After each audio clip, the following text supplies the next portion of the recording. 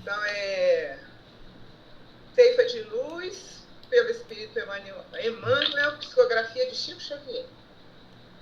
A lição da espada. Não cuideis que vim trazer a paz. Jesus, Mateus, capítulo 10, versículo 34. Não vim trazer a paz, mas a espada, disse-nos o Senhor. E muitos aprendizes prevalecem-se da feição literal de sua palavra, para estender a sombra e a perturbação. Valendo-se-lhe do conceito, companheiros inúmeros consagram-se ao azedume no lar, conturbando os próprios familiares, em razão de lhes imporem modos de crer e pontos de vista, vergastando o seu entendimento, em vez de ajudá-los na plantação da fé viva, quando não se demandam em discussões e conflitos, polemizando sem proveito, ou acusando indebitamente a todos aqueles que lhes não comunguem a cartilha de violência e de crueldade. Gente, é grande, hein? O mundo, até a época do Cristo, legalizara a prepotência do ódio e da ignorância, mantendo-lhe a terrível dominação com o uso da espada mortífera da guerra e do cativeiro, em sanguinolentas devastações. A realeza do homem era a tirania revestida de ouro, arruinando e oprimido, onde estendessem as garras destruidoras. Com Jesus, no entanto, a espada é diferente. Voltada para o seio da terra, representa a cruz que ele mesmo prestou o testemunho supremo do sacrifício e da morte pelo bem de todos. É por isso que seu exemplo não justifica os instintos desenfreados de quantos pretendam ferir ou guerrear em seu nome. A disciplina e a humildade, o amor e a renúncia marcam-lhe as atitudes em todos os passos da senda. Flagelado e esquecido entre o escárnio e a calúnia, o perdão espontâneo flui-lhe incessantemente da alma para somente retribuir bênção por maldição, luz por treva, bem por mal. Assim, se recebeste a espada simbólica que o Mestre nos trouxe à vida, lembra-te de que a batalha instituída pela lição do Senhor permanece viva e rija dentro de nós, a fim de que, ensarilhando sobre o pretérito a espada de nossa antiga insensatez, venhamos a convertê-la na cruz redentora, em que combateremos os inimigos da nossa paz, ocultos em nosso próprio eu, em forma de orgulho e intemperança, egoísmo e animalidade, consumindo-os ao preço de nossa própria consagração à felicidade dos outros. Única estrada suscetível de conduzir-nos ao império definitivo da grande luz. Bom, primeiro lá no início ele fala sobre a questão das pessoas usarem esse termo literalmente e por conta disso produzir a guerra, né, na verdade, né, dentro dos lares, dentro do trabalho, né, usar isso indevidamente, né, porque na verdade, né, porque a gente precisa ver é o espírito da letra, né, e o espírito da letra, a espada, a guerra, é essa guerra que a gente tem que enfrentar dentro de nós mesmos, né, combatendo as más tendências, né, o egoísmo, a vaidade, o orgulho, né, a intemperança, a intolerância, etc, etc. Né? Todas essas coisas que a gente já tem dentro da gente já há muitas encarnações, né, em que a gente achava que era certo, e agora a gente, a partir da doutrina espírita, né, deveria ser da época do Cristo, mas a partir da doutrina espírita a gente passou a entender isso, né, que essa espada é dentro da gente. Essa guerra é que a gente tem que combater esse bom combate, que é tirar de dentro da gente essas coisas ruins e botar no lugar as virtudes. Porque só assim, né, como diz aqui, ele fala aqui no final, né, e a felicidade do próximo, né, falando também sobre fazer pelo outro o bem, né, mesmo que Jesus levou tanta pedrada, né, entre aspas, e em troca ele só deu amor. E aí ele fala, né, que consumidos ao preço de nossa própria consagração à felicidade dos outros, única estrada suscetível de conduzir-nos ao império definitivo da grande luz.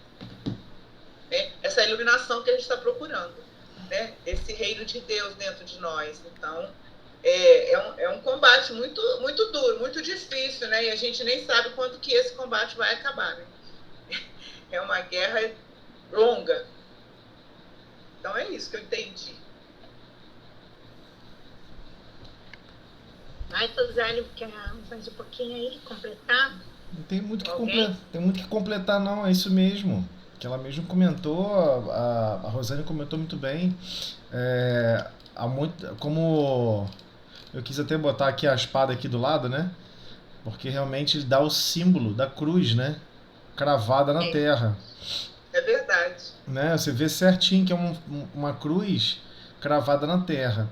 E tudo bem, não foi Jesus que instituiu a crucificação, de forma alguma, né? Mas é um símbolo, acabou se tornando um símbolo. Só que esse símbolo foi mal interpretado, né? Especialmente essa frase foi muito mal interpretada. Inclusive, diversas situações particularistas e utilitárias do planeta, né, de diversas organizações, utilizaram essa frase para impor, né, os ideais do Cristo. Só que não foi compreendido que, na verdade, todos nós... Que tem uma frase aqui que é bem complicadinha de entender, que é essa aqui, ó. Assim, se recebeste a espada simbólica que o Mestre nos trouxe à vida, lembra-te de que a batalha instituída pela lição do Senhor permanece viva e rija dentro de nós, a fim de que, ensarrilhando, né, evitando, reprimindo, sob o pretérito a espada de nossa antiga insensatez, venhamos a convertê-la na cruz redentora. Então, assim, o que ele está querendo dizer? Como assim, se recebeste a espada simbólica que o Mestre nos trouxe à vida? É isso que a gente está recebendo, né? Quando a gente tem essas instruções da doutrina espírita, do cristianismo redivivo, do cristianismo mais puro, nós vamos compreender que o verdadeiro amor é sacrifício. O verdadeiro amor é dor. O verdadeiro amor não fica em cima de um barco muito bem cuidado, maravilhoso, tomando caviar, e tem a pessoa lá embaixo, na água, se afogando, e você aponta para onde é a ilha. Não, você pula na água, chama socorro, se ninguém te atende, você vem comigo que vamos nadar junto, e eu vou com você até a ilha. Jesus não precisava passar por nada disso. Isso aqui é o choque. Qual foi o maior... Se fôssemos listar aqui, qual é o maior, na verdade, a maior atitude do Cristo que é inconcebível pra gente? Então diversas pessoas falam, curar um cego, curar um leproso, trazer alguém da morte. Ainda acho que isso não é o mais incrível. O mais incrível ainda é ele ter todo o poder sobre todas as manifestações do corpo físico e se deixar ser crucificado sem fazer nada. Sem fazer absolutamente nada. Essa predisposição de ok, eu vou ter que me sacrificar então para eles perceberem que mesmo na situação de destruição do meu corpo físico, eu não vou ter ódio deles, eu vou continuar amando, continuar servindo, continuar ajudando, vou mostrar que eles são mais ignorantes do que perversos. Então é um choque cultural muito grande. Então quando a gente está em contato com esse evangelho, que está em contato, porque o evangelho é de Deus, mas quem vivenciou o evangelho foi Jesus. A maioria das vezes a gente confunde, é o evangelho de Jesus. Não, o evangelho não é de Jesus. O Evangelho é do Pai. Quem exemplificou a vida operante, o Evangelho no dia a dia, foi Jesus. Ele deu o exemplo de como viver o Evangelho do Pai. Essa boa nova que ele veio trazer. Mas essa boa nova não era dele, é de Deus. Ele sempre falou em todos os momentos, Jesus, em todos os momentos que tem alguma parte da historiografia do Cristo, ele deixa claro, estou aqui cumprindo a vontade do meu Pai. E ele quer cumprir exatamente como Deus queria que ele cumprisse. Então, se a gente recebe essa espada simbólica do Mestre, que trouxe a vida, quando a gente coloca essa espada dentro do nosso coração, como a Rosane falou muito bem, né, você vive aquele conflito. Peraí, eu concordo que agora eu quero ser uma pessoa bondosa, eu quero ser uma pessoa tolerante, eu quero ser uma pessoa que sabe perdoar. Então você instaurou automaticamente um conflito. E esse conflito vai ser uma batalha, como ele deixou claro, né? Lembra-te de que a batalha instituída pela lição do Senhor permanecerá viva dentro de nós, a fim de que, evitando e reprimindo sob o pretérito a espada de nossa antiga insensatez, de nossa antiga sensatez, venhamos a convertê-la na cruz redentora. Aí você fica assim, mas peraí, eu vou então receber a espada simbólica e eu vou me converter depois em cruz redentora? Ou seja, eu vou ser crucificado igual a Jesus? Ou seja, eu vou passar por dor igual a Jesus? Exatamente, bem-aventurados os aflitos. E é isso que a gente não está muito consciente ainda, porque no fundo a gente não quer saber de estar sentindo dor, de estar sentindo problema. Mas aí algumas pessoas podem começar a argumentar assim, você tem um filho ou uma filha, sua filha vai ter que ter a perna quebrada, uma situação difícil. Você quebraria a sua perna no lugar da sua filha? Aí muitas pessoas vão falar, sim. Ela teria que ter as duas pernas cortadas. Você deixaria, né? Você passaria pela dor de ter a sua perna cortada junto com a sua filha? Aí outras pessoas vão falar assim, sim, mas e os 4 membros? Peraí, acho que tá pesado, né? Esse negócio começou a ficar muito pesado. A gente vai começar a listar. Peraí, ficou muito pesado. Porque olha só o que ele está falando. Recebeste a espada simbólica, certo? Deixa eu reduzir aqui um pouquinho. Se recebeste a espada simbólica, que o Mestre nos trouxe a vida, que é o quê? É todos esses ensinos e essa vivência.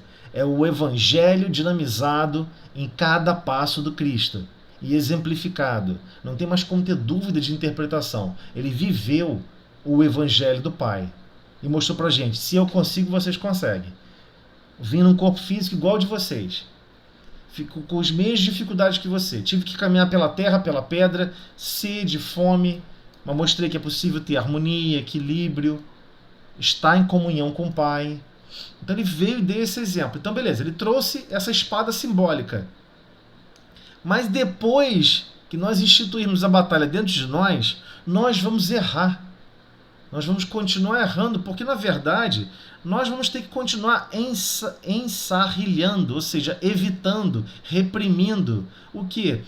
Sobre o pretérito, sobre o nosso pretérito passado, a espada de nossa antiga insensatez, que deu forma à nossa personalidade. Já percebeu pessoas que compreendem como que o outro vai reagir? Né? Acontece algum problema, aí você fala assim pra pessoa, cara, não fala agora com o fulano não, fulano tá muito zangado, ele tá muito chateado com alguma coisa assim assado, não vai falar com ele agora não, que ele vai brigar com você. A gente já sabe como que o outro vai reagir, porque já reconhece no outro o quadro reprimido, que não conseguiu reprimir totalmente, uma série de injunções de sentimentos que a pessoa não consegue controlar. Mas adivinha, temos que ter a capacidade de converter, porque é isso que ele está falando, não sou eu não, hein? Venhamos a convertê-la na cruz redentora, em que combateremos os inimigos de nossa paz, ocultos em nosso próprio eu. Ou seja, como é que você vai combater a sua falta de paciência se você não for perturbado, molestado, no sentido de alguém que está tirando a sua paz? É óbvio que a gente vai ser provado em relação a isso. Ah, mas eu não sou uma pessoa muito bondosa, eu tenho dificuldade. Vão surgir situações para que você possa exercer a bondade, como qualquer tipo de pessoa. Cabe a cada um de nós dinamizarmos o nosso sentimento para exercê-lo. Mas não podemos nos esquecer. Vamos sofrer nesse processo. Porque no fundo, a gente gosta do jeitinho que nós somos. Ninguém acorda de manhã e pensa assim, nossa, eu tô tão pouco caridoso, que eu tô precisando tanto fazer mais benevolência. Essa ausência de benevolência está me fazendo tão mal. A gente não se sente assim. Porque o egoísmo e o orgulho, ele preenche esse vazio. A gente não está nesse vazio absoluto. O orgulho e a vaidade, e especialmente o egoísmo, preenche todas as lacunas. Até transborda. A gente não sente falta de ser menos egoísta. A gente não sente falta. Esse que é o transtorno. Então, vão surgir situações em que a dor da cruz redentora vai converter tudo isso. Vai converter. Porque, caso contrário, a gente não vai conseguir desconstruir o orgulho, a intemperança, que é o excesso, né, o desregramento, o egoísmo, a animalidade, consumindo-os ao preço de nossa própria consagração à felicidade dos outros. Olha só o que ele está falando. Consumindo-os ao preço de nossa própria consagração à felicidade dos outros. Ou seja, vamos ter que destruir isso para aplicar felicidade no outro. Porque quando a gente deixa de ser orgulhoso, deixa de praticar intemperança, deixa de praticar agir com egoísmo e com animalidade, nós estamos preocupados agora em promover a felicidade no outro. Única estrada suscetível de conduzir-nos ao império definitivo da Sagrada Luz. Então, é brabíssimo. Por quê? Você não apenas vai ter que... Porque senão seria o seguinte aspecto, né? Se a frase terminasse aqui, nós teríamos um problema. Porque poderíamos achar o seguinte, beleza, é só eu ficar quieto na minha, eu não vou ser orgulhoso, não vou ter intemperança, nem vou ser egoísta, nem animalidade. Eu vou ficar quieto no meu cantinho e esperar desencarnar. Só que isso é incúria. Ou seja, não estamos agindo de forma nenhuma. A incúria eu considero até pior. Porque nós não estamos tentando fazer o bem. Não estamos dizendo que a gente saiba fazer o bem. A gente não sabe, a gente não tem essa experiência ainda. A gente acha que faz o bem. A gente faz o bem de forma toda retorcida, toda doentia. Então, quando nós deixamos e estamos combatendo em lutas, degladiando, tentando exterminar do nosso mundo íntimo o orgulho, a intemperança, o egoísmo, a animalidade, nós estamos fazendo isso a que preço? A preço de nossa própria consagração para a felicidade dos outros. Ou seja, você está com aquele objetivo. O meu objetivo de vida é fazer todos que estão à minha volta e por onde eu caminhar, essas pessoas vão ser felizes. Esse é meu principal objetivo. E não eu ser feliz como eu fiz há milhares de anos. Agora o meu objetivo é outro. Ah, mas para isso eu vou ter que sacrificar o meu orgulho, vou ter que sacrificar meu egoísmo, minha animalidade. É isso aí, vai ter que sacrificar, vai ter que pegar a espada, molar, dar aquela boa molada e começar a cortar todas essas arestas. Cortar fora o que a gente construiu. O que nós cultivamos no nosso mundo íntimo. Nós fizemos crescer, agora tem que aparar essa árvore. Esse galho do orgulho, esse galho da intemperança, do egoísmo, da animalidade, não faz parte da natureza divina. Ou seja, que espera de cada um de nós. Porque o reino de Deus espera que cada um que contempla e que participa do reino de Deus está em busca da felicidade de todos. E aí volta aquele conceito do que é bem e o que é mal. O conceito do que é bem e o que é mal, a gente acha que é simples, mas não é. Porque o conceito de bem é aquele que é o bem para todos, e não especificamente para a gente. Só para a gente. E Jesus veio e deu um exemplo extremo.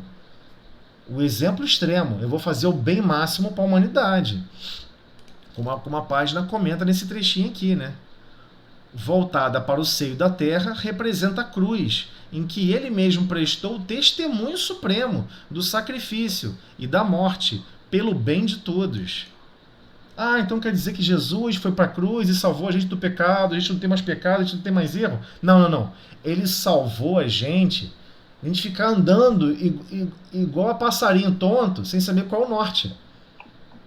Ficar correndo dentro do deserto sem saber qual é o caminho. Agora nós temos o norte, temos o caminho. Olha, evoluir é essa direção. Me segue.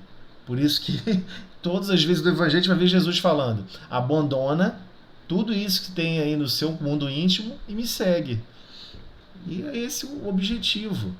Temos que utilizar essa espada simbólica, cravar ela nos nossos corações e vai sangrar o coração, não tem jeito. Porque vão ter horas que a gente vai ser ofendido e vai querer revidar. Aí você vai falar: não, não. Eu agora tenho o símbolo sagrado do exemplo de Jesus. Eu tenho que me sacrificar para aplicar e desenvolver a felicidade do próximo. Claro que não é desenvolvendo fazendo mal, né? Não, a pessoa quer beber até cair. Eu vou até comprar bebida para ele, que ele vai ficar muito feliz comigo. Não é isso que a gente está falando. Mas desenvolver a felicidade da gente não praticar o mal e estar praticando o bem. É ajudar, amparar nas necessidades de todos que estão à nossa volta. Para isso, vai ser sim sacrificante para a gente, vai sacrificar e muito. Nosso orgulho, a nossa intemperança, o nosso egoísmo, a nossa animalidade. A gente não gosta de ouvir esse termo, mas nós temos. Nós temos às vezes reações defensivas. Alguém chega pra gente assim: por que você está falando isso comigo? Por que você está brigando assim comigo? Não, mas não estou brigando. É que até você explicar, leva 10 minutos e a pessoa acreditou que você está brigando com ela. Mas é uma animalidade natural que todos nós temos. Temos que observar e tentar combatê-las. Tentar não, né? A espada já foi cravada, temos que combatê-la. E como que isso vai acontecer? Vamos ter que consumir todos esses recursos que nós construímos. Porque isso aqui não foi barato não, hein? Construir orgulho, intemperança, egoísmo, animalidade, deu um trabalho danado. Aí vamos ter que consumir tudo isso, o quê? Ao preço de nossa própria consagração à felicidade dos outros. Algo totalmente inusitado pra gente. Quando fala felicidade para os outros, a gente toma um susto. Mas como assim? Eu vou ter que me apagar? Eu vou ter que desconstruir minha identidade? Não, você vai ter que construir uma identidade que você nunca construiu. A gente só construi uma identidade ainda deformada. Só criamos espelhos deformados, construções tortuosas. Agora vamos ter que construir segundo os critérios do Pai. Né?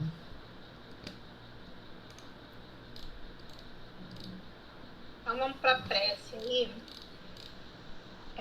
Rosane, quer fazer a prece, já que você leu? Fecha com a prece pra gente. Agora é assim, se você lê, você faz a prece. Não quero ler mais não. Aí não vai. Faz a prece pra gente. Pede pra Andréia. Andréia faz uma prece bonita. Andréia, faz a prece então. Uma jogando pra outra aí. Gente. É que a Rosane quer fazer a final. Rosane quer fazer a prece final. Não!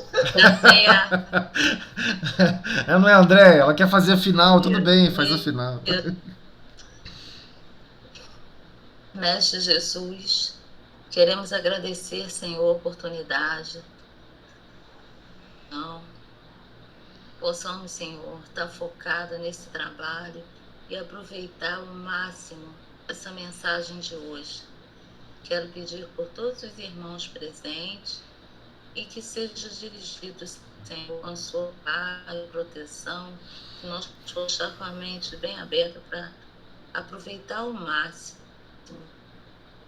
Mestre Jesus, por tudo que nós temos recebido. Essa prece, pedimos permissão para o estudo da noite. Obrigada, Senhor. Então vamos lá, Tuzélia, bota aí pra gente. Nós estamos na comunicações mediúnicas instrutivas, né? Como é que é? Você não disse que era manifestações dos espíritos nos grupos mediúnicos? Agora você me pegou. Eu achei que era... Eu errei, Tuzélia. Foi eu que errei. Tá ok. Manifestações dos espíritos nos grupos mediúnicos. Não é isso? Manifestações dos espíritos nos grupos mediúnicos. Ufa! Voltou. Ufa! Eu fico enrolado aqui porque a edição aqui que eu estou usando está diferente. Então vamos lá. Posso ler aqui? Alguém quer ler? Posso ler? Aí, pode ler. Aí, Então tá bom, vamos lá. Nas reuniões mediúnicas, usuais nas casas espíritas, os espíritos se manifestam de forma espontânea, segundo o planejamento estipulado pela direção espiritual do grupo mediúnico. No entanto, é comum evocar a assistência dos benfeitores espirituais, os quais revelam a sua presença por meio de mensagens consoladoras e esclarecedoras. Deixar a manifestação dos espíritos comunicantes critério da direção espiritual indica comportamento prudente, evitando a ocorrência de alguns inconvenientes, tais como o espírito não pode e não deve se manifestar, estimular, direta ou indiretamente, a provocação de fenômeno mediúnico, sem maior finalidade. Então, novamente, ele está batendo naquele assunto que nós conversamos anteriormente, várias vezes, né, em que não se faz, né, evocação de ninguém, não faz sentido. Né? Eu vou pedir assistência de um espírito superior, qual o problema? Vou citar ele nominalmente. Não, a prece é direcionada a Jesus e quem decide quem vai dar assistência lá no local é Jesus. E não tem outro como dar errado. Quando não se pratica isso, qual o inconveniente? Qual o problema, né, que isso gera? O espírito não pode ou não deve se manifestar. Porque por vezes a pessoa queria tanto que meu pai falasse, que minha mãe falasse, que não sei quem se comunicasse, mas de repente a pessoa não está em condição.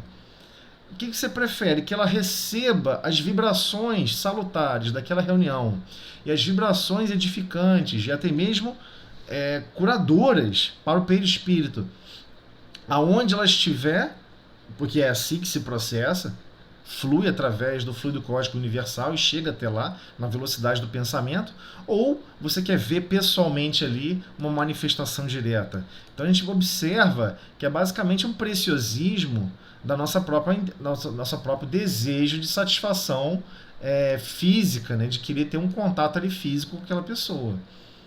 Então não se faz isso, não se faz de forma alguma em reunião de casa espírita, no modelo tradicional, ou seja, o espírita cristão, nesse modelo não só dedicado e detalhado por Kardec no Livro dos Médiuns, como igualmente, em nenhum momento da casa espírita deve-se buscar o contato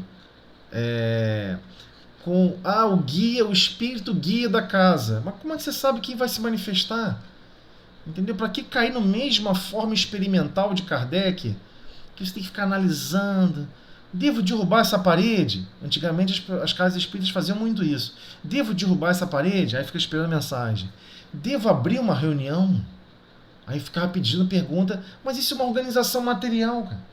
Que espiritualidade vai se meter nisso? Então dá chance para que até espíritos brincalhões, e a espiritualidade deixa o espírito brincalhão chegar para falar impropérios, coisas totalmente alucinadas, para acordar quem está lá na mesa mediúnica, que não é esse o objetivo da casa, e não é esse o objetivo da manifestação. Né? Então ele continua. Emmanuel nos esclarece a propósito que nas reuniões doutrinárias, ou seja, as reuniões mediúnicas, acima de todas as expressões fenomênicas, devem prevalecer a sinceridade e a aplicação individuais no estudo das leis morais que regem o intercâmbio entre o planeta e as esferas do invisível. Então ele já chegou aqui e deixou claro para todos nós, para a gente não ficar rodeando muito. O que deve prevalecer? Devem prevalecer a sinceridade e a aplicação individuais, ou seja, cada um individualmente vai ter que estudar e tentar desenvolver essas leis morais que regem o intercâmbio entre esses dois níveis. Ou seja, não é uma brincadeira, né? É para levar muito a sério.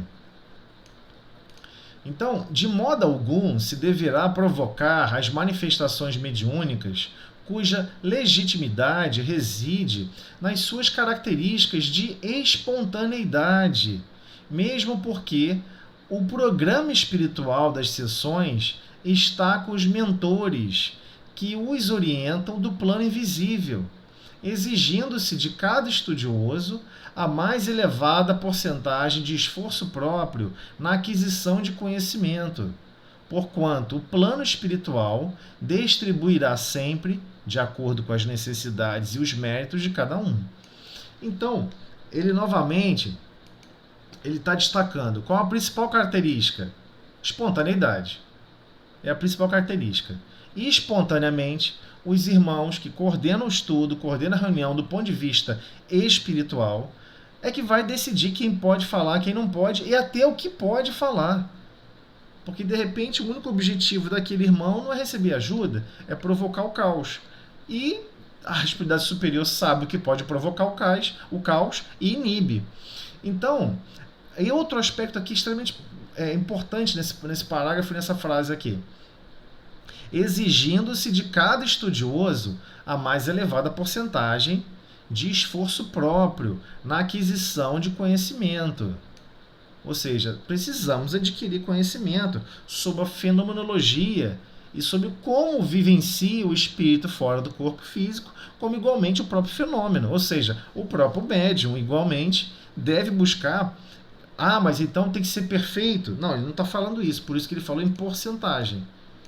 Né? Elevada porcentagem. Então vamos falar ali 70%, 60%, 70%.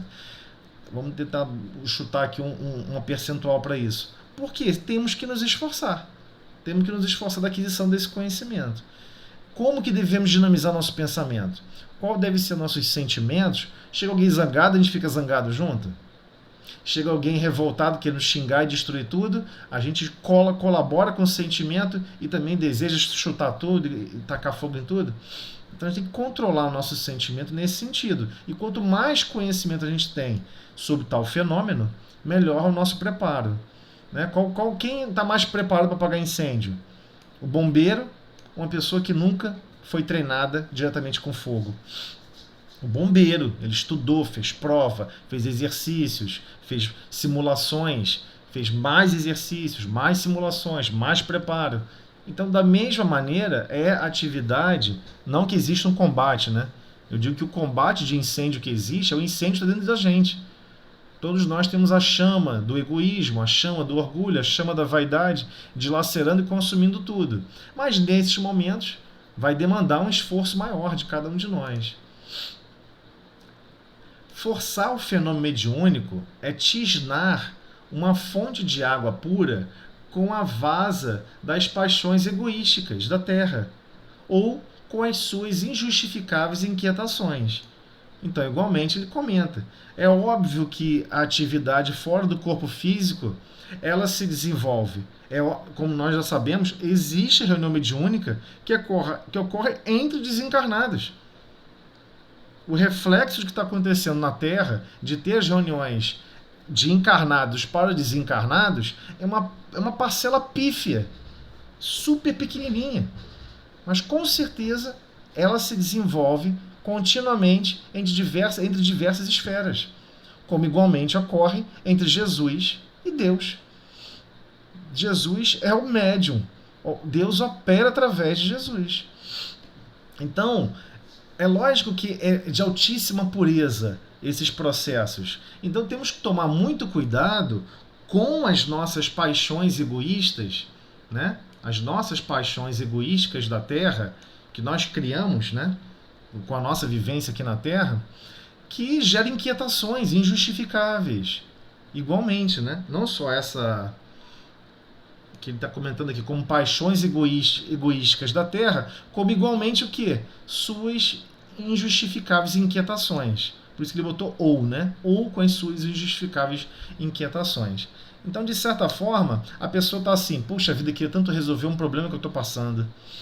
Aí vai para a mesa mediúnica concentrada no problema que ela está e fica lá numa pedição danada. Ai, Senhor, me ajuda, não sei o que, Bezerra, dá um jeito, fulano, dá um jeito. Fica pedindo um monte de coisa, uma petição por uma inquietação de um problema que ela está vivenciando e que ela que tem que dar a última parcela de ação benéfica, de ação de tolerância, de ação de perdão, e fica tentando colocar a cargo de quem está desencarnado resolver o dela. Não vai acontecer.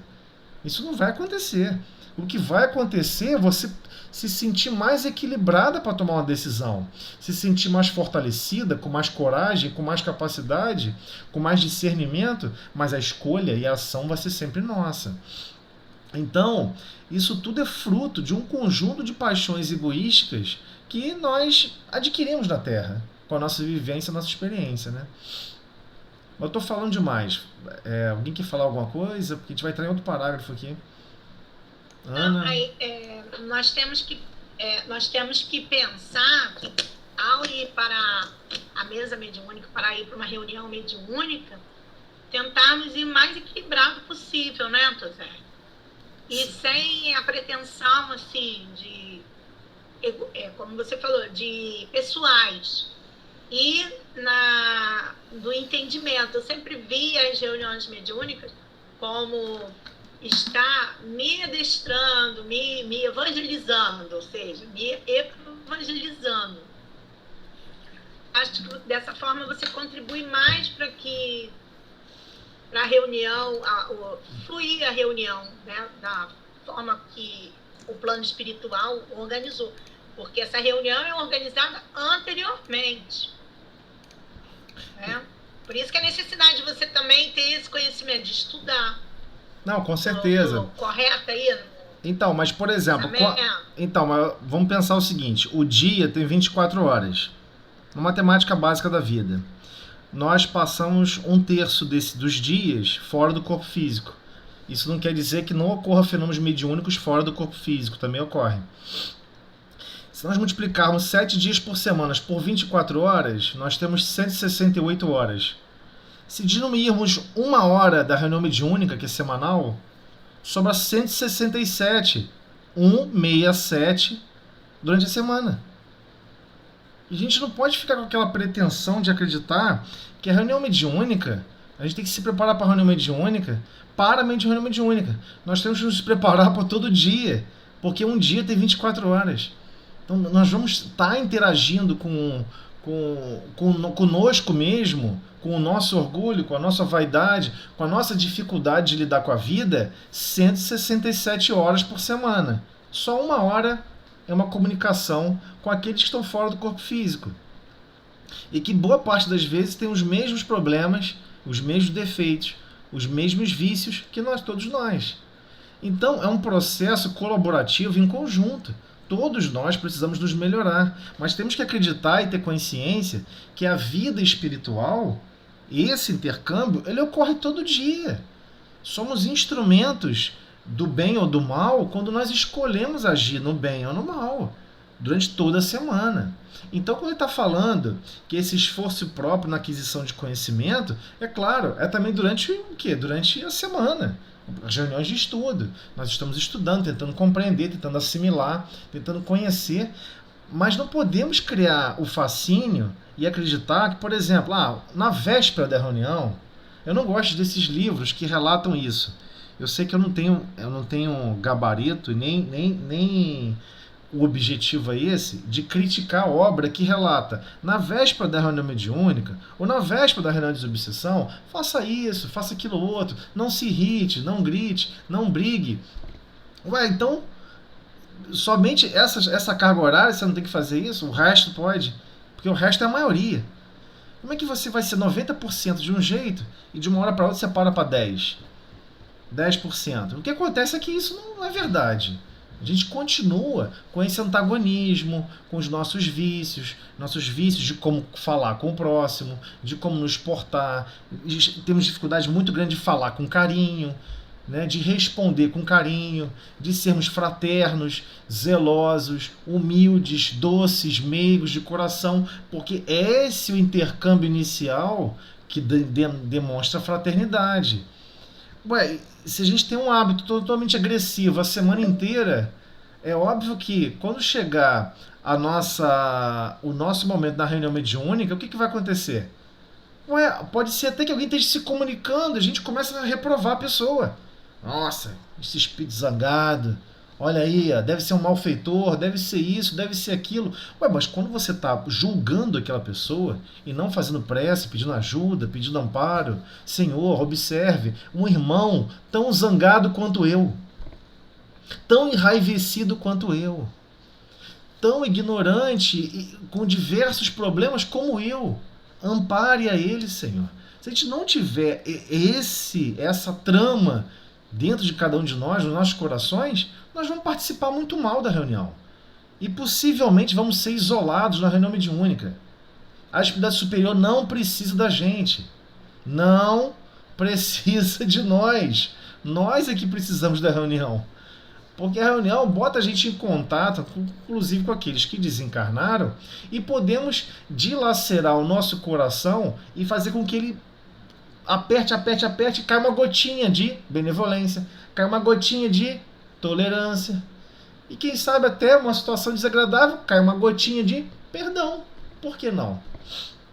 Então, nós temos que perceber isso, que essas paixões egoístas que estão na Terra, que tem gente, não estou brincando não, tem gente com certeza chegando na reunião mediúnica pensando, puxa, será que eu tranquei a porta? Será que eu vou ter que fazer feijão para amanhã? E eu tenho que... E será que eu estacionei bem o carro? E não sei o quê. A pessoa está totalmente materializada. Ela não consegue se concentrar na reunião. Ela não consegue dinamizar o pensamento para se concentrar no fenômeno de você dinamizar o seu coração em amor. Em servir em amor o próximo. Conduzir o seu pensamento com benevolência, indulgência e perdão. A gente tem que conseguir, é um treinamento difícil, mas adivinha, temos que executar ele em todos os dias, todas as horas da semana. 168 horas precisamos executar a benevolência, indulgência e perdão. A única diferença é que lá não tem nada a ver com a parte material. 1 hora a gente vai vivenciar algo que é 100% alguém que está fora do corpo físico. 100% dinamizar os nossos sentimentos. 100% dinamizar a confiança absoluta na aplicabilidade da oração. Então, o contato com a mesa mediúnica e o contato com esse fenômeno gera esses efeitos. Temos que conseguir, né? Como eu coloco aqui, ó, forçar o fenômeno mediúnico a tisnar uma fonte de água pura com a vasa, né, das paixões egoísticas da Terra. Ou seja, você já tem algo puro e belo e maravilhoso que já ocorre esse socorro com a nossa participação ou não. Porque não podemos imaginar, né, que vários espíritos superiores que coordenam o sistema de apoio e de socorro. Peraí, eu vou deixar para socorrer fulano só quando der tal hora, tá? Ou então, em países que não tem centro espírita, faz o quê? Ah, já sei. O sistema de apoio espiritual entra em pausa? Claro que não. É a nossa visão orgulhosa que imagina isso. É o contrário. O serviço, ele está lá, ó, rodando a todo vapor. Plá, plá, plá, plá, com total perfeição, como uma grande fonte de água pura. Nós é que estamos sendo convidados a participar. E temos que tomar o máximo cuidado de não usar esse o envoltório da nossa personalidade que está atrelado às paixões egoísticas da Terra, ou com as injustificáveis inquietações. Está inquieta por quê? O que vai acontecer daqui a 3 horas? E será que quando eu sair do Galileia vai estar chovendo? Ai meu Deus, se estiver chovendo muito, como é que eu vou fazer? Pô, e se eu nos demorar? E se onde eu estiver morando for encher? Ué, você está pensando nisso por quê? Você tem que estar se concentrar durante 1 hora na reunião para dinamizar o seu pensamento e suas emoções em amor e em serviço ao próximo. Não tem que ficar pensando se vai chover, se não vai chover. Ih, marrom com a trovoada. Ai meu Deus, tem medo de raio. Não tem importância, desencarna ajudando, pô. Desencarna orando pelo próximo. Mas desencarna, pô, feliz, caramba. Eu tomei um raio na cabeça, mas eu tomei um raio na cabeça ajudando o próximo. Eu não estava à toa, sem fazer nada com o meu mundo íntimo. Eu estava dinamizando meu mundo íntimo em benefício de todos. Eu abri outra sala pra gente ir, que essa daqui tá acabando. Já 5 minutinhos. Vamos pra outra então, pessoal. Vamos sim. Tá? Já tá lá no grupo. Mandou pra mim, Ana?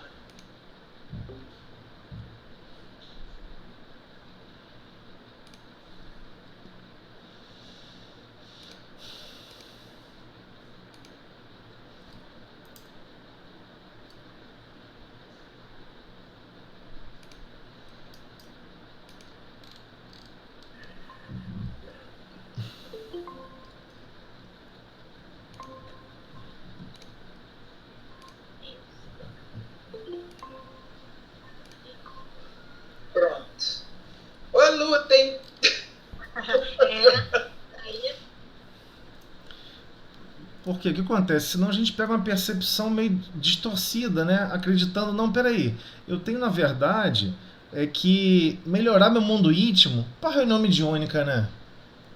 É só para reunião mediúnica, mas com aquele familiar eu vou descer o cacete.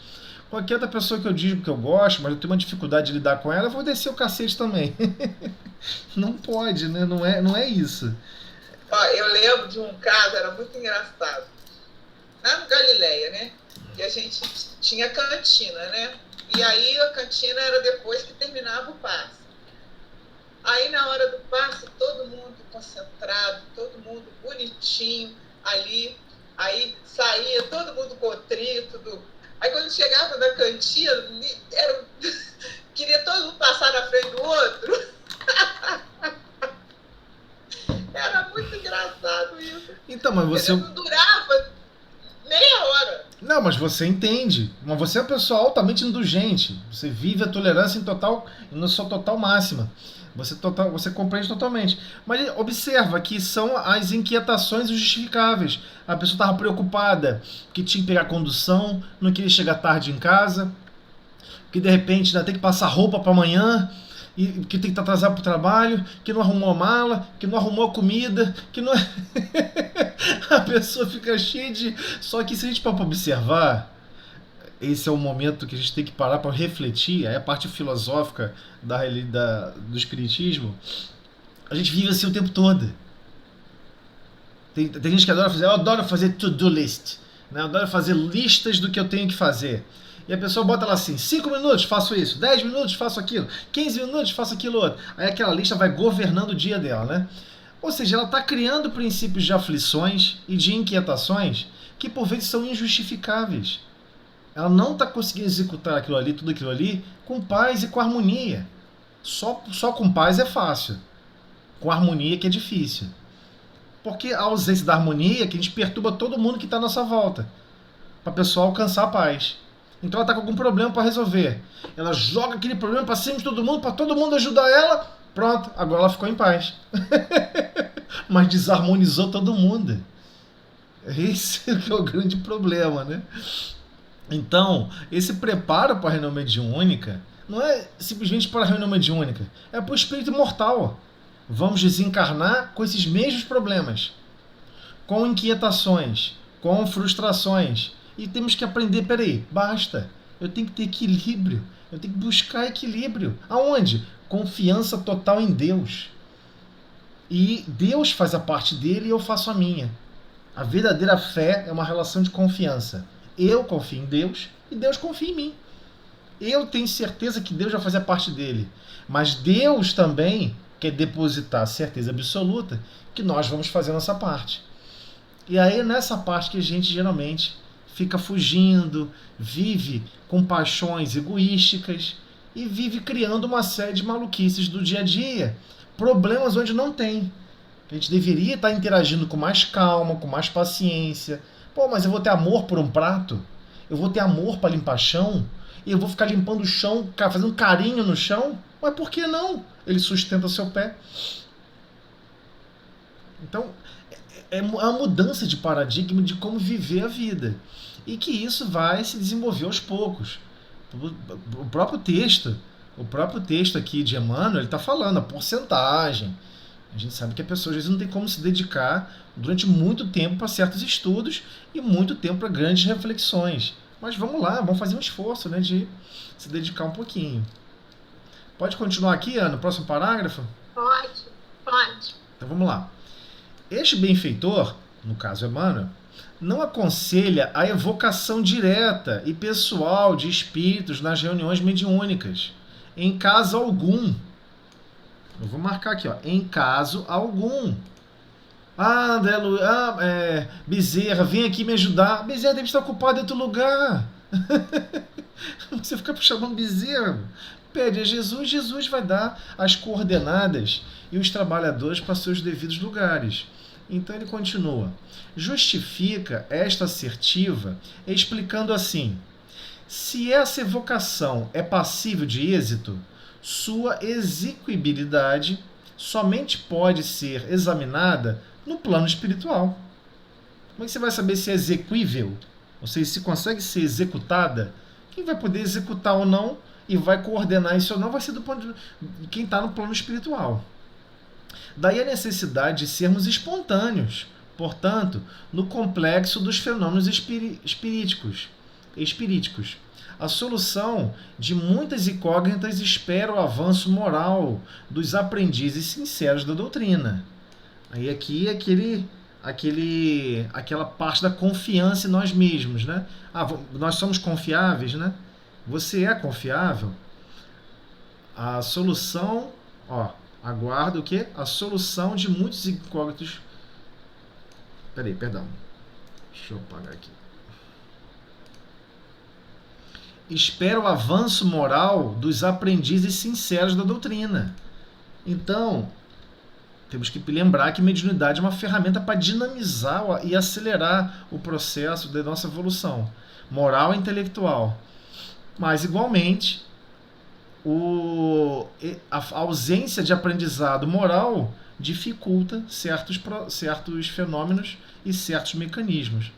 Então, o estudioso, bem intencionado, portanto, deve pedir sem exigir, orar sem reclamar, observar sem pressa, considerando que a esfera espiritual lhe conhece os méritos e retribuirá os seus esforços de acordo com a necessidade de sua posição evolutiva e segundo o merecimento do seu coração. Então, o que ele está atrelando aqui a esse encaminhar de intenções e de pedidos de apoio e de socorro? Deve pedir sem exigir, orar sem reclamar, observar sem pressa, considerando que a esfera espiritual lhe conhece os méritos e retribuirá os seus esforços de acordo com a necessidade da posição evolutiva e segundo o merecimento do seu coração. Que de repente a pessoa está num processo ali em que, na verdade, a pessoa não está com o coração envolvido suficientemente para albergar aquele conjunto de possibilidades que são ofertadas, né? Então vamos lá. Vamos prosseguir aqui. Podereis objetar que Allan Kardec se interessou pela evocação direta, procedendo a realizações dessa natureza, mas precisamos ponderar no seu esforço a tarefa excepcional do codificador, aliada a necessidades e méritos ainda distantes da esfera de atividade dos aprendizes comum. Então, temos que ter a certeza absoluta que o que Kardec fez não é exatamente as tarefas que nós estamos desempenhando, por exemplo, na reunião mediúnica tradicional da Casa Espírita. Não, mas eu quero agir igual, eu quero ter atividade igual de Kardec, eu quero como algumas pessoas gostam de falar, eu quero dar prosseguimento à evolução do Espiritismo. Mas a gente nem sequer consegue aprender e viver ainda o Espiritismo como já está descrito. Como é que a gente vai querer, por exemplo, como aprendiz comum, começar a produzir? Né? É meio sem sentido isso. Parece que é o nosso orgulho gritando e a gente não percebe. Então é importantíssimo a gente ter isso em mente. Kardec é Kardec. Ele fazer vocação está por conta dele. Ele é o cara. Ele dá conta. Ele tem gabarito para isso. Ele tem estrutura para isso, nós não. Então, seríamos enganados, seríamos enfeitiçados e criados uma série de impropérios na nossa mente, acreditando em sofismas, né? Acreditando que tudo está ocorrendo de vento em popa e, na verdade, não está. Então, é importantíssimo a gente ter essa compreensão.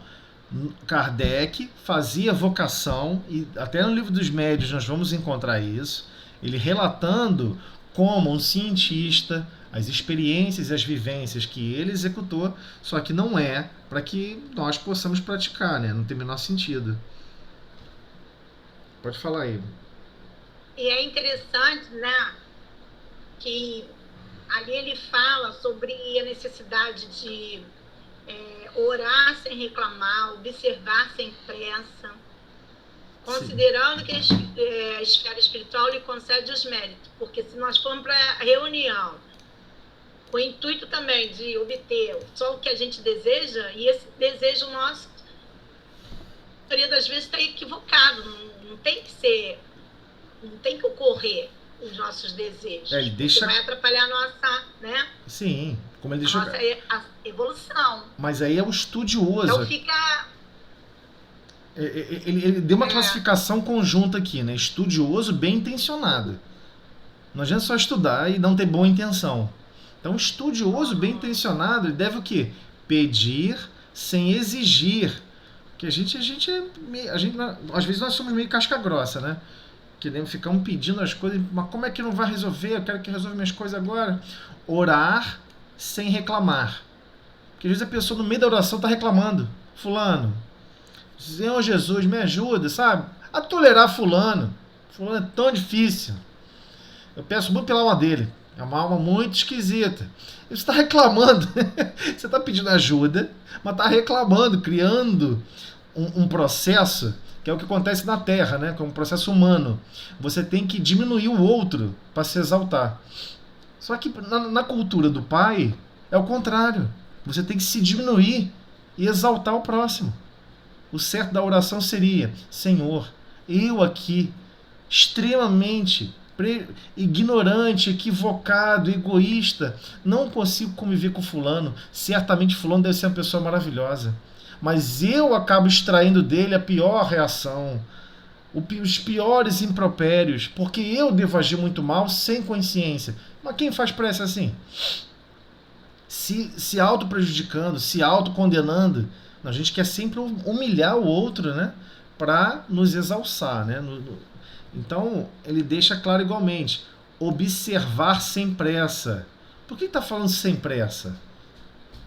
Porque você não pode esperar grandes transformações só porque você fez 3, 4, 5 meia dúzia de pressa. Não faz sentido isso. É um processo que, às vezes, o processo vai levar 10 anos. Você deve pedir forças para passar por um processo de 10 anos. Você deve fazer orações para, às vezes, passar por um processo de 1000 anos. Existem situações no nosso mundo íntimo que só vão se transformar em 300, 400, 500 anos. Mas estamos pedindo força, coragem, capacidade de manter o nosso foco. Dá-me força, Senhor, para que eu abandone o meu ponto de vista e siga só o seu. Me dê forças nessa direção. Mas a gente fica pedindo isso? Não, a gente quer que o negócio resolva com um estalar de dedos. Porque nós vivemos uma vida muito corrida. Então, considerando que a esfera espiritual lhe concede os méritos, isso é importante, concede os méritos e retribuirá os seus esforços de acordo com a necessidade sua evolutiva. Então, não adianta ficar pedindo um monte de coisa sem sentido que nós não temos nem mérito e nem condições de nos esforçarmos nessa direção. Pede para resolver um problema gravíssimo que você tem com uma outra pessoa, mas você não está preparado para perdoar. Mas se você não está preparado para perdoar, reconhecer os seus erros e perdoar, por que você está pedindo para resolver agora a situação? Então, é difícil, porque a gente não consegue entender que toda essa estrutura complexa do destino está em nós mesmos. Está em cada um de nós. Seria como se você fosse responsável por uma construção de obra civil, aí você pega uma pessoa que nunca trabalhou em altitude e que inclusive tem medo de altura, mas a pessoa pede: poxa vida, encarregada, me coloca ali no alto, eu vou fazer aquele trabalho, eu vou fazer isso, eu vou acontecer. Aí você pega e fala: mas você tem medo de altura, cara, você nunca operou essa máquina, você não pode subir lá sozinho, você não sabe manipular o cinto de segurança, você tem dificuldade de trabalhar aqui embaixo, imagina lá em cima. Então, estou falando um exemplo bem material, bem grosseiro. E isso envolve o nosso mundo íntimo. Às vezes a gente quer resolver, poxa, eu queria tanto resolver o meu problema que eu tenho com fulano ou com Beltrano e se tornar logo paz e amor. Ué, mas a dificuldade não nasce no outro, não. Nasce especialmente em cada um de nós. especialmente em nós. Nós temos que ter essa identidade. Peraí, não posso apontar que o problema é do outro, né? O problema tem que ser inicialmente conosco. Então, quando nós colocamos e nos diminuímos, nós nos permitimos a transformação da grande... Permitimos sacar a espada, né? Igual a página inicial. Permitimos sacar a espada e entrar em conflito conosco mesmo. No estilo Highlander, só pode haver um. Só pode haver um. Só pode haver o quê? O amor, o perdão, a tolerância. Não vai ter como coexistir com o egoísmo, com a vaidade. Não tem sentido, né? Mas aí, mas alguém quer falar alguma coisa? Vamos lá. Porque eu acho que esse aqui é o último item, não é isso, Ana? Tem uma oraçãozinha, José, vai descendo. Aí, eu acho interessante nós lermos. É uma oração diante da injúria, né? Sim, vamos ler, não tem problema nenhum. Então vamos lá. Dá uma lidinha pra gente. Oração, eu vou aumentar um pouco mais a letra, para facilitar quem está em celular e tal. Pera aí. Só um minutinho aqui. Oração diante da injúria. Foste, ó Cristo, no mundo, o servidor sublime, perdão e caridade, ungindo a natureza. Fizeste da bondade a eterna luz acesa, qual estrela em que o céu se condensa e se exprime. Ao teu halo de amor a terra se redime, e, entendimento alçado à divina grandeza, recuperas o fraco, extinguindo a fraqueza. Salvas o criminoso e consomes o crime. Ante as farpas do mal, dá-nos paz e brandura. Liberta-nos do ódio a alma pobre e insegura. Rompe-nos os grilhões das heranças medievais. E faze-nos sentir ao peito humilde e pasmo que mais vale gemer sob a cruz do sarcasmo que vencer e sorrir sob o aplauso das trevas. É uma mensagem, essa mensagem, ela está no livro Poetas Redivivos, Mensagem do Espírito Lobo de Costa, 4ª edição, psicografia de Francisco Cândido Xavier. Então, é claro, o Cristo deixou exemplo sublime sobre isso, né?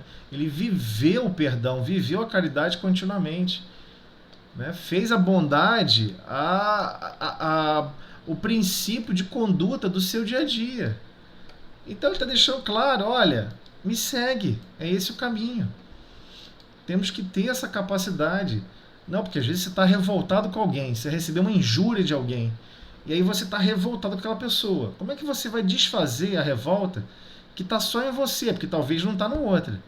Porque talvez nós percebemos uma injúria, mas às vezes a intenção do outro não foi causar uma injúria.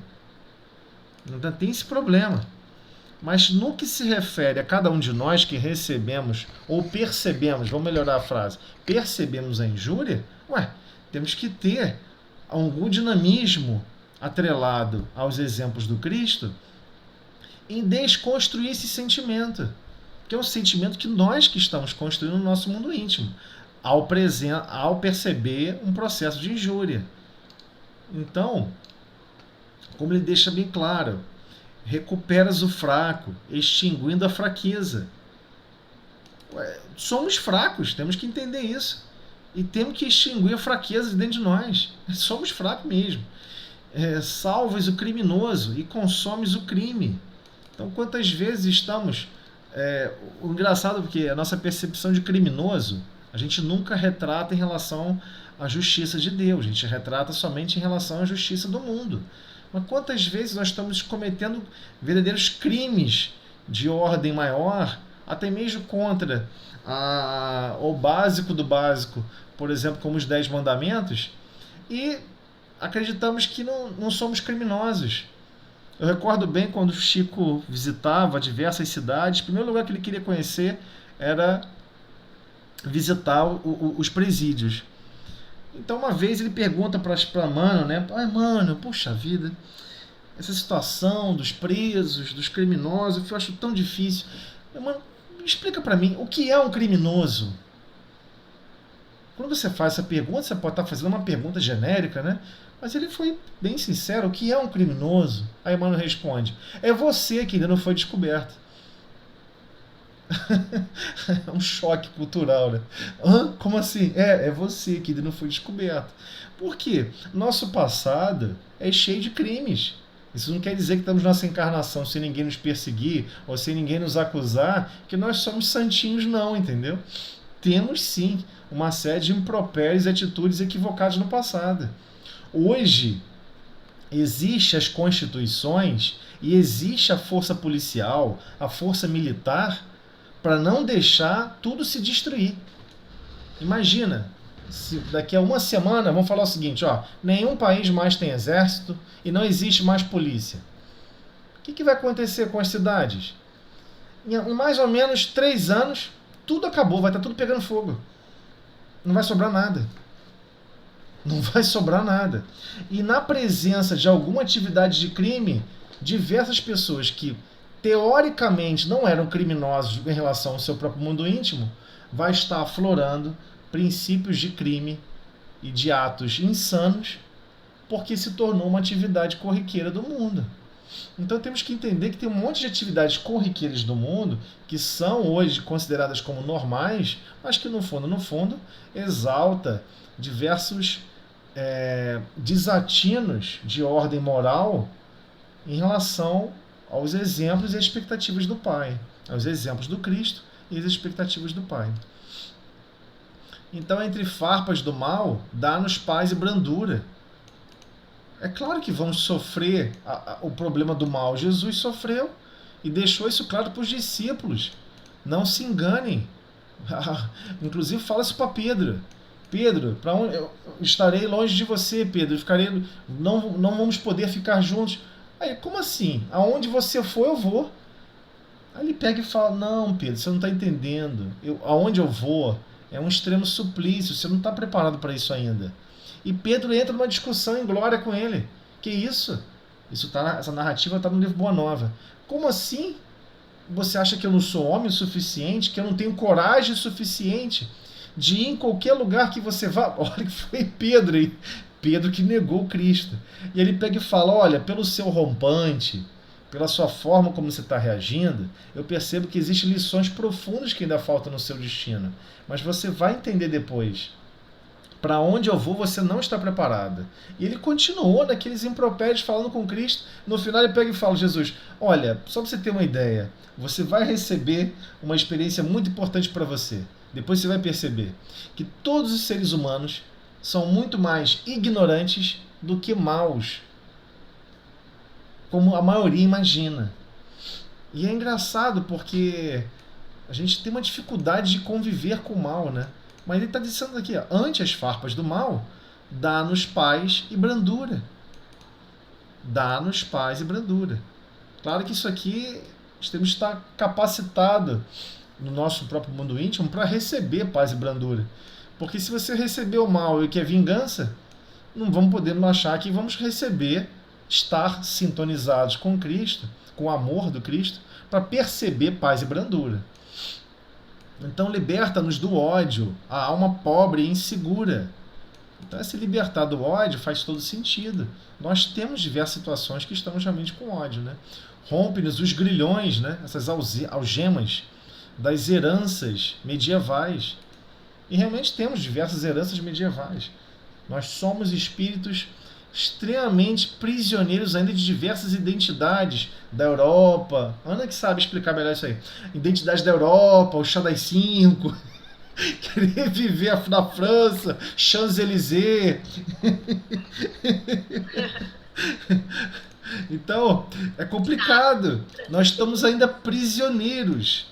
Lembro quando tem aquela narrativa, quando começou aquela cidade Nosso Lar, né? Fica aqui nas mediações do Cidade Espiritual, que inclusive é narrada no primeiro livro de André Luiz, sobre esse mundo, sobre essa cidade espiritual próxima aqui às cercanias aqui do Rio de Janeiro. Quando se iniciou essa cidade, as pessoas, quando desencarnavam, iam para lá, começa, à medida que ia chegando algumas pessoas, desencarnados do Brasil, hein? Às vezes estão afastados da cultura europeia há 400, 300 anos. Aí desencarnavam, chegaram no nosso lar. Poxa, mas eu quero comer um macarrão. A pessoa tinha o hábito de se alimentar, queria comer um macarrão lá. E a espiritualidade superior lá que coordenava o nosso lar foi cedendo, né, para um, para outro. Depois virou um caos. E falou, acabou.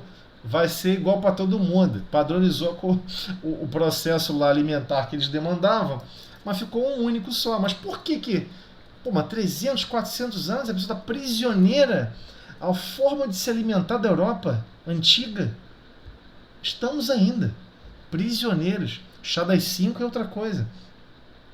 Então é complicado para todos nós percebermos a algema, essa algema, para poder romper. Eu adoro comida árabe. Eu acho que eu venho lá daquela região. Inshallah. Salam aleikum. Então, já estou me preparando aqui. Ana também vai reencarnar por lá.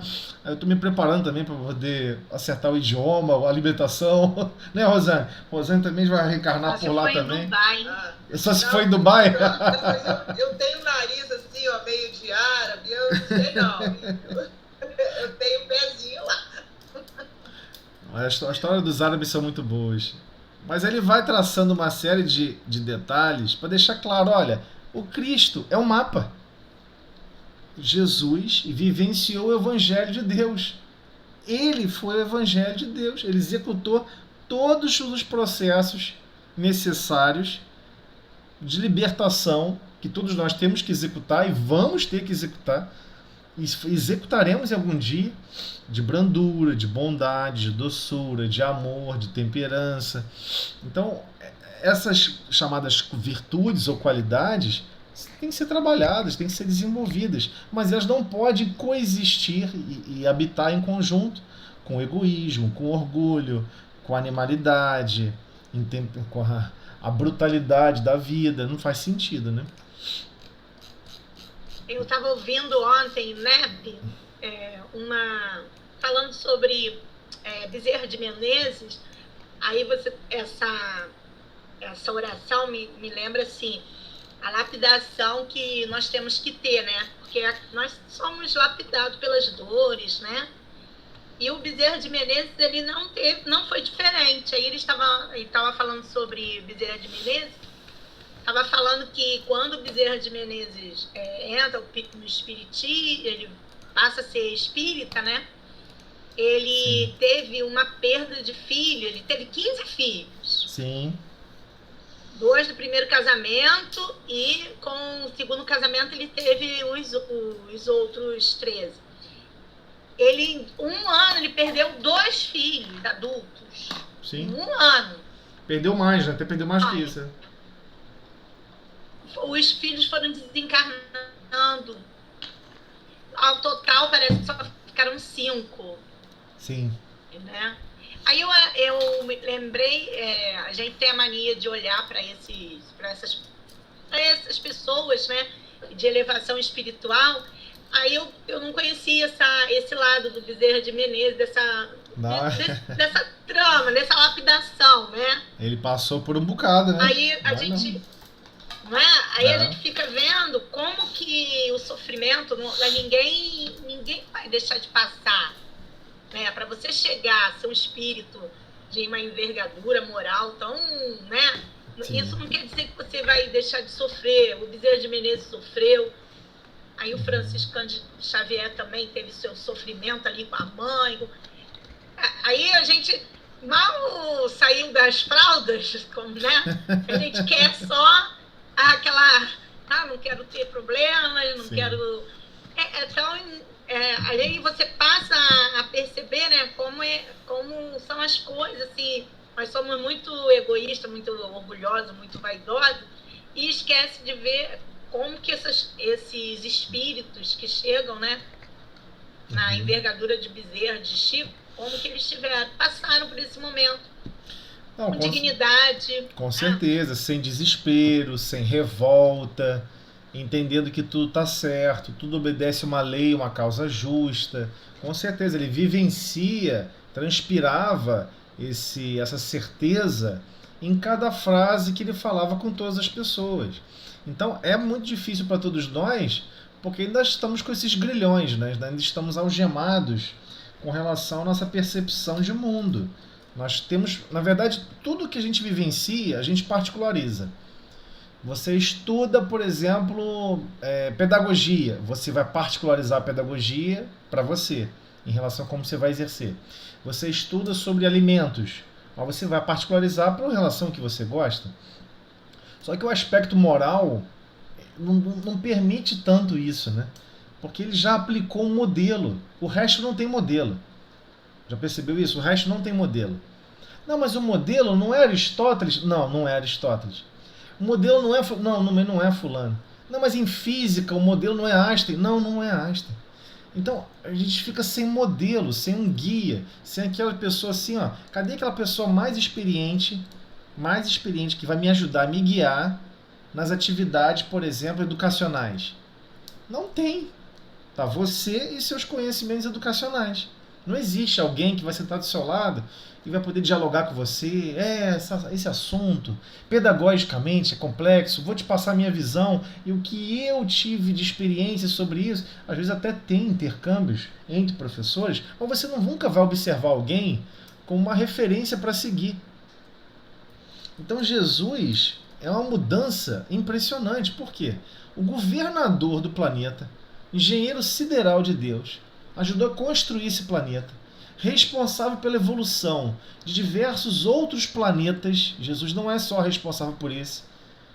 Do ponto de vista da evolução, da construção do planeta, sim, mas do ponto de vista de ele é responsável por um conjunto, por uma faixa de evolução moral, de uma certa faixa. Isso envolve X planetas.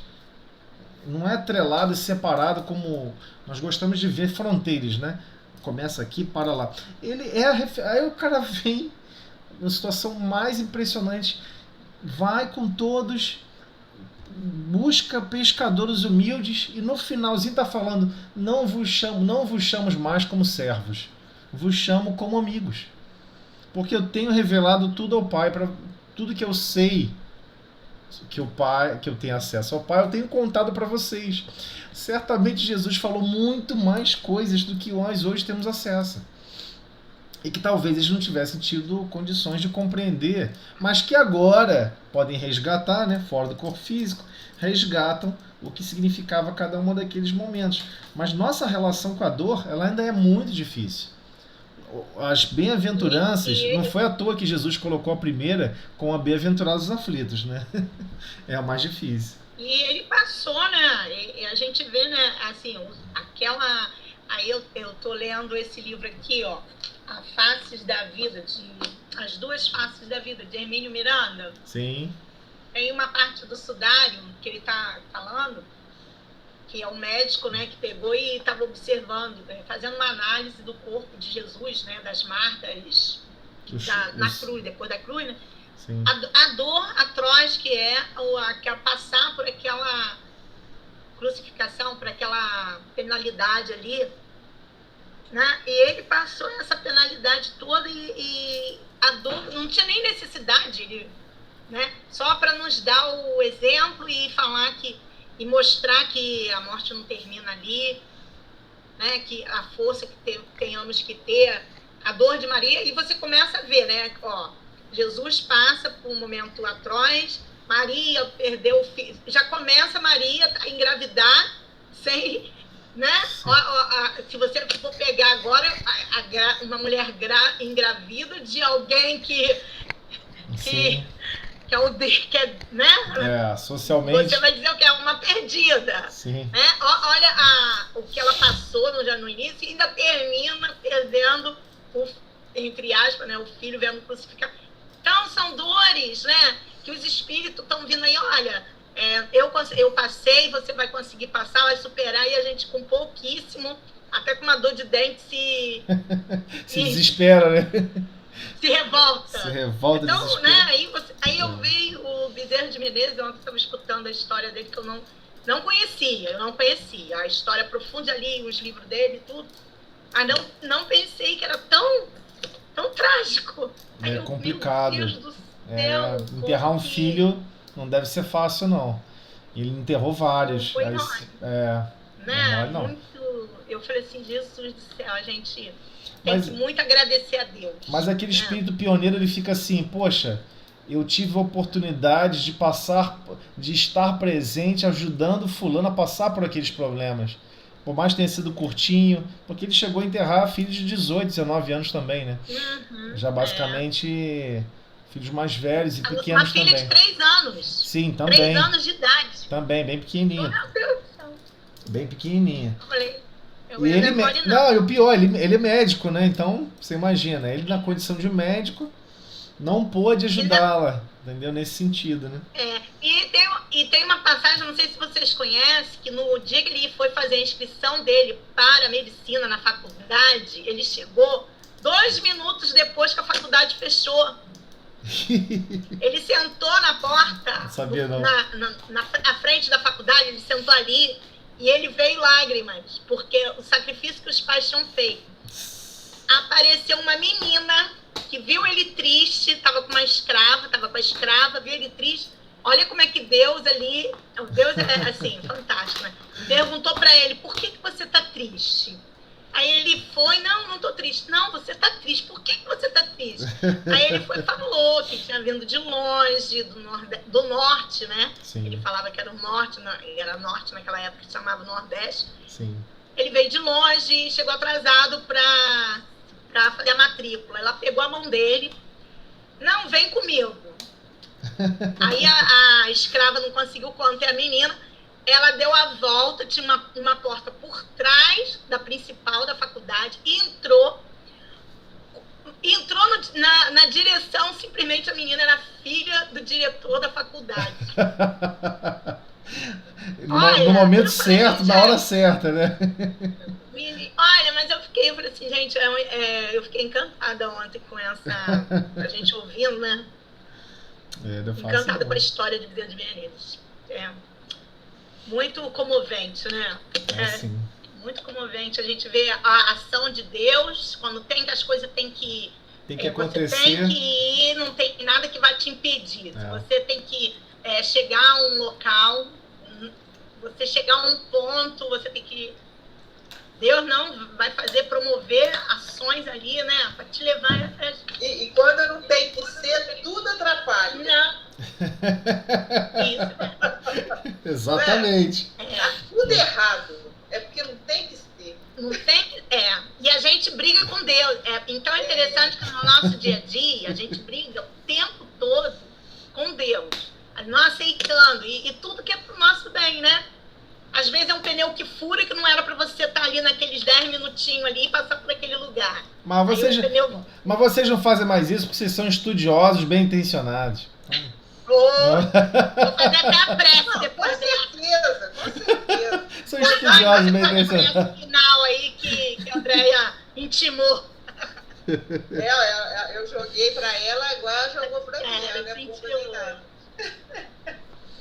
Tá bom.